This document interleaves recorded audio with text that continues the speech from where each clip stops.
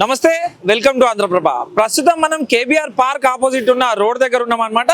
ఏదైతే కాంగ్రెస్ గవర్నమెంట్ ఇక్కడ స్తంభిస్తున్న ట్రాఫిక్ కి పరిష్కారం చూపాలి అని చెప్పేసి కేబీఆర్ పార్క్ చుట్టూ కూడా ఫ్లైఓవర్స్ నిర్మాణం ప్లాన్ చేసింది అని చెప్పేసి మనకు అందరికీ తెలిసిన విషయమే. అండ్ ప్రధానంగా మనం చూసుకుంటే ఇక్కడ పార్క్ హయత్ హోటల్ ముంగట ఏదైతే ట్రాఫిక్ భారీ ఎత్తున జామ్ అవుతుందో పొద్దున, మధ్యాహ్నం, సాయంత్రం, దీని అన్నింటినీ కూడా దృష్టిలో కేబీఆర్ పార్క్ చుట్టూ కూడా భారీ ఎత్తున ట్రాఫిక్ జామ్ అవుతుంది. దీనికి అన్నిటికీ కూడా ట్రాఫిక్ అంతా కూడా స్వస్తి పలకాలి, ఎవరైతే ప్రయాణికులు ఉంటారో వాళ్ళందరూ కూడా సులభంగా వాళ్ళ గమ్యస్థానాలకు చేరుకోవాలి అనే ఒక ఆలోచనతోటి కాంగ్రెస్ గవర్నమెంట్ ప్రతిష్టాత్మకంగా చేపట్టిన ప్రాజెక్టే ఇక్కడ ఫ్లైఓవర్స్ నిర్మాణం అనమాట. సో మనం చూసుకుంటే ఇక్కడ ఫ్లైఓవర్స్ అండ్ అండర్ పాస్లు కూడా ఇక్కడ ఉన్నాయి. 6 నుంచి 7 అండర్ పాస్లు కూడా రాబోతున్నాయి అని చెప్పేసి కూడా మనకు తెలుస్తున్న పరిస్థితి. అండ్ ఇదంతా ఒకవైపు అయితే ఏదైతే టీఆర్ఎస్ భవన్ ముందున్న చెట్లు, పచ్చదనం అదంతా కూడా ఫ్లైఓవర్ పేరుతోటి కొట్టేశారు అండ్ పచ్చదనాన్ని అంతా పోగొట్టారు అని చెప్పేసి కూడా చాలా మంది పర్యావరణ ప్రేమికులందరూ కూడా చాలా ఆవేదన వ్యక్తం చేసిన పరిస్థితి. ఏది ఏమైనా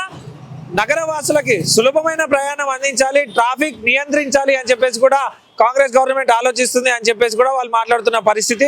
కాంగ్రెస్ వాళ్ళందరూ కూడా మనం చూసుకుంటే ప్రధానంగా ఏదైతే ఈ ఫ్లైఓవర్ వర్క్స్ ఉన్నాయో ఇవన్నీ కూడా ఇప్పుడు వేగవంతం చేయబోతున్నది కాంగ్రెస్ గవర్నమెంట్.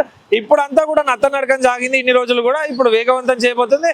దాని ప్రక్రియలో భాగంగానే ఏదైతే 2 వేస్ ఉన్నాయో కేబీఆర్ పార్క్ చుట్టూ కూడా 2 వేస్ ఉంటాయి, ఒకటి పోవడం ఇంకోటి రావడం. ఆ దారులు మనకు అందరికీ తెలిసిన విషయమే. ఇదంతా కూడా ఓన్లీ 1 వే చేయబోతున్నారు అని చెప్పేసి కూడా మనకు తెలుస్తుంది.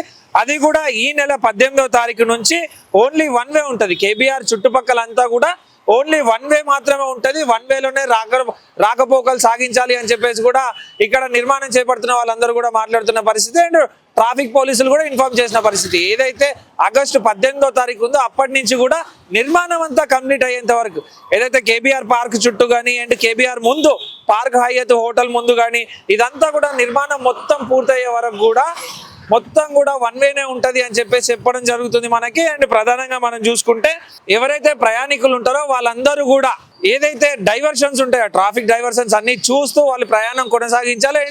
అండ్ ట్రాఫిక్ డైవర్షన్స్ బోర్డ్స్ కూడా మేము పెట్టడం జరుగుతుంది. ఆ బోర్డ్స్ కి అనుసంధానంగానే వీళ్ళు ప్రయాణం కొనసాగించాలి. ఒకవేళ ఈ 1 వేలేనే రావాలి అని అనుకునే వాళ్ళు ఎవరైనా ఉంటే మాత్రం ఖచ్చితంగా ట్రాఫిక్ ఇబ్బందులు తలెత్తుతాయి అండ్ భారీ ఎత్తున ట్రాఫిక్ కూడా జామ్ అవ్వబోతుంది అని చెప్పేసి కూడా ఇక్కడ ఉన్న ట్రాఫిక్ పోలీసులు మాట్లాడుతున్న పరిస్థితి. బట్ ఎన్ని రోజుల్లో కంప్లీట్ అవుతుంది అనే ఒక క్లారిటీ మాత్రం లేకుండా ఉండిపోయింది.